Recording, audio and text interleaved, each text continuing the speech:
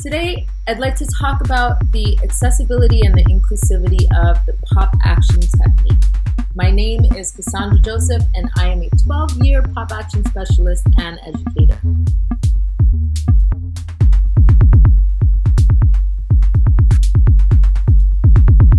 It's the same look of disbelief I get from someone trying the technique out for the first time, or from someone who I'm trying to encourage to step onto our mats or inside our Zoom boxes. They probably have just watched a short montage of muscle-clad action heroes flying off machines,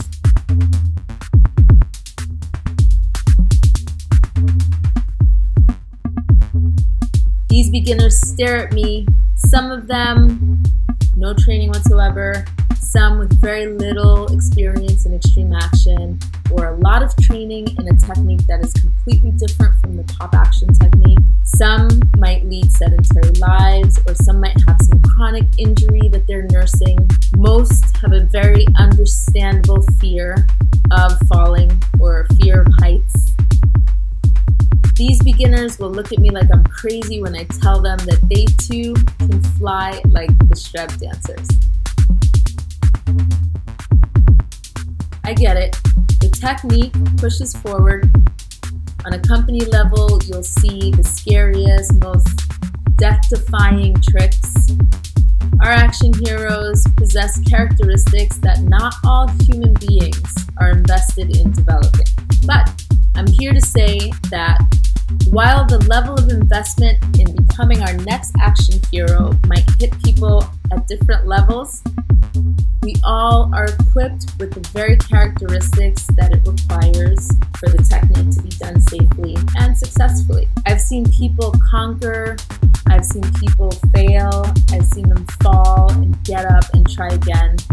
I've seen people take situations in their lives that are insurmountable and adapt to them so that they come out as pioneers, or they come out as innovators or inventors of their own path. In these ways, they have already begun their journey to becoming an extreme action hero. So, how does our technique give access to and include all of our students, all of our practitioners, all of our neophytes?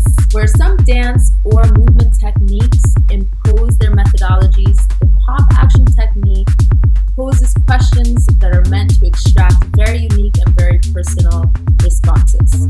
For example, how can your unique body handle the impact of a fall and harness the power that it gives you to recover in the most efficient way possible? In the search for these answers, the personal best is our motto. The product of each of our student inquiries, each of their trials and errors, they all carry equal weight in our work. So the perfect line or the perfect X is lauded alongside that double front tuck off the trampoline or that 40-foot fall from our trusses. Each and every move that we explore, that we create, or even discard, carry a whole bunch of information that will get us closer to the goal at hand. And that goal is the belief that human beings possess the ability to fly. We do like to chase the impossible, absolutely. We like to think that we can defy gravity. We like to think that we could run through walls, or that we could walk on the ceilings. In our attempts at achieving these impossible moves, the alternative move becomes our practice. What this means is that everyone practicing PopAction has the agency to adapt, to invent, and to explore alternative methods of achieving the same thing. So you can modify a move to suit your capabilities as long as it shares the same temporal and spatial systems of the original move at hand. So you can't do that head extension with a 360-degree pivot on your head.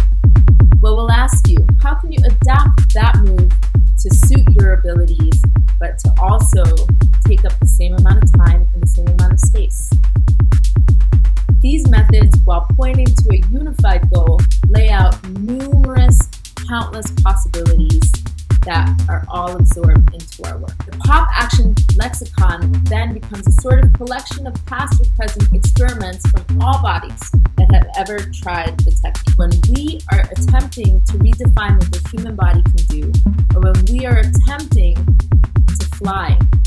know that it is important to include all body types in this investigation.